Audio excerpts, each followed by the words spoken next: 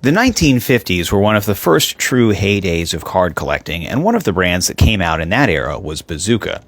Originally a bubblegum company created by Topps in 1947, Bazooka baseball cards were released throughout the 1950s and 60s, finally ending in the 1971 release as the side panels of boxes of gum. In 1988, Topps reintroduced this classic product with a forgotten, but not at all forgettable, set. 22 cards, 14 teams, half a dozen Hall of Famers, and 5 more players with a good case for making the Hall. Not bad for a card stuck into a sleeve of gum. So let's take a look at this small but mighty set.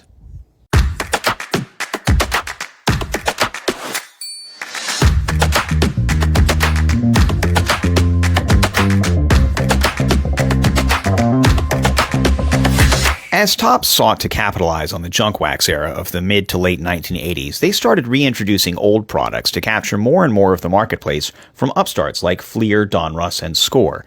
So, in 1988, they brought back the Bazooka brand baseball cards. 1988 Bazooka cards were introduced into Bazooka bubblegum boxes, presumably to increase sales among collectors, who, by the way, were getting significantly worse gum from the packs, and to increase hobby interest among discerning chewing gum fans. It's hard to say how well either one worked out, but nonetheless, that's the way it happened. On the back of the box, you'll notice Topps merchandise. After all, this was a Topps product. The first thing that you notice when you look at these cards is just how simple they look. The border is a plain white frame with a large and basically unobstructed and occasionally unflattering photo of the player. There's a small box in the lower right-hand corner with the Bazooka art, the Topps logo, and the player and team name in a simple font. And that's it. The reverse is also fairly simple. The Bazooka logo as a transparent background, some basic stats, and a little factoid about the player. All in all, these are good-looking cards. Now, there are 2 versions of each card, one with a gray cardstock and one with white.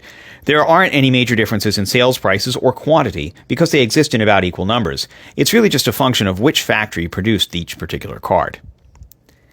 The checklist itself was fantastic. 22 of the greatest players in the game at the time, and it's hard to complain about any of the guys who were included. Now, let's remember that there were only 26 teams in the majors at the time, and not every team had a player on the checklist. In fact, only about half did. But the guys who were included were all pretty good, and the prices on sold cards reflect that.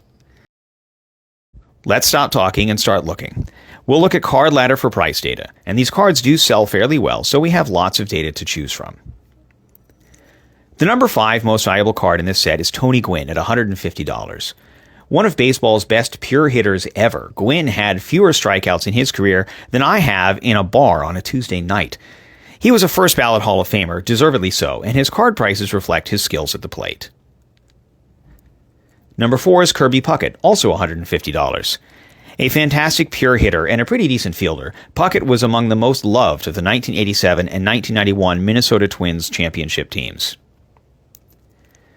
Number 3 is Mark McGwire at $175. McGwire is one of the 2 Bash brothers. The other, Jose Canseco, was also included in the checklist. McGwire was the first man since Roger Maris to hit more than 61 home runs in a season. He and Sammy Sosa re-energized baseball with their home run chase in 1998 after he'd been traded to the Cardinals. But in 1988, he was still with the Oakland Athletics, about to win the first of his 3 consecutive American League pennants. Number 2 is Ryne Sandberg at $185. Rhino was a great player, a mainstay of the Cubs in the 1980s and 90s.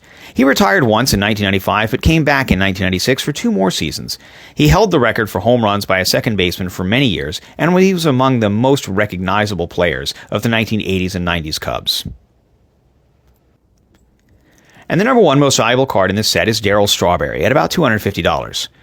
Strawberry is not in the Hall of Fame, but perhaps he should be. He was certainly electric enough and had a big personality. He also does have 4 World Series rings, all won in the Big Apple, 1 with the Mets and 3 with the Yankees. And his card prices reflect his capacity to reach the pinnacle of recognition in pro baseball at $250.